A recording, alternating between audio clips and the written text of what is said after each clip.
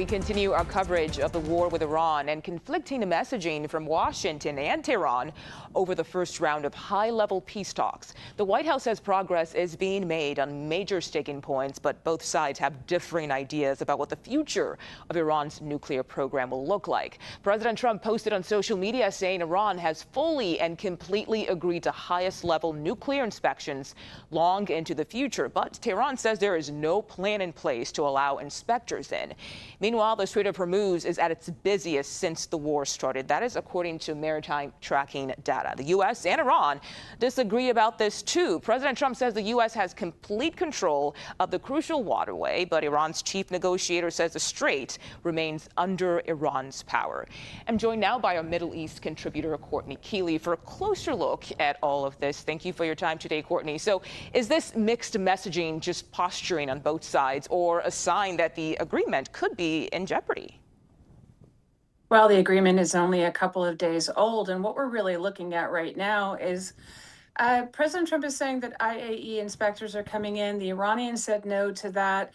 And what they really want, what the U.S. wants and others want, is inspectors coming in from the IAEA to look at the 3 sites that were bombed by the U.S. last June: Bushehr, Fordo, and Isfahan. One of them has the highly enriched uranium apparently buried beneath the rubble, maybe inside in this gas tank form, about 900 pounds of it, similar to scuba tanks.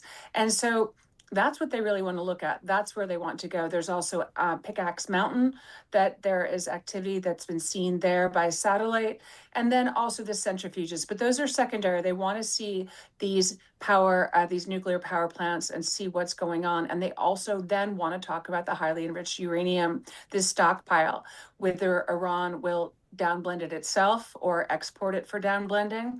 And some experts say it should be exported for downblending, carefully, of course, because you can downblend it, but then you can bring it back up to weapons grade. And it's very close to weapons grade at this point. So that's one big problem right now. And now, this week was supposed to be the week that they were going to talking about the nuclear issue and get to a plan to talk about it in the next 60 days and agree on something, or maybe kick the can down the road. So coming out on Tuesday, just a day after J.D. Vance was speaking in Switzerland yesterday, it's already starting to become, he said and he said, both sides, but they're not supposed to be at this point yet, really. Okay. They weren't going to get it by Tuesday. Yeah, and Courtney, there's another side to this issue too, right? Because a new round of talks between Israel and Lebanon is underway in Washington. What can we expect from that? Right. Well, President Aoun of Lebanon said that what he wants is a withdrawal from southern Lebanon by Israeli forces. And it has to be unilateral. It has to be a complete withdrawal.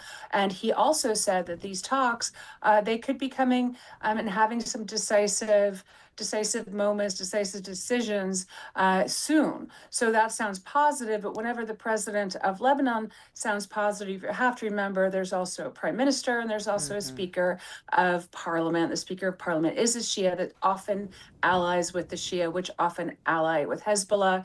Now the ceasefire is holding, although 2 Lebanese have been reported killed inside southern Lebanon. Hezbollah is saying it's a violation of the ceasefire by the Israelis because they were killed by Israeli fire. But right now it is holding, and some Lebanese in a big traffic jam, in fact, are on their way back into southern Lebanon to see what's gone on with their homes there. Okay, we'll see what comes next. Courtney Kealy, thank you so much for your insight today. Appreciate your time.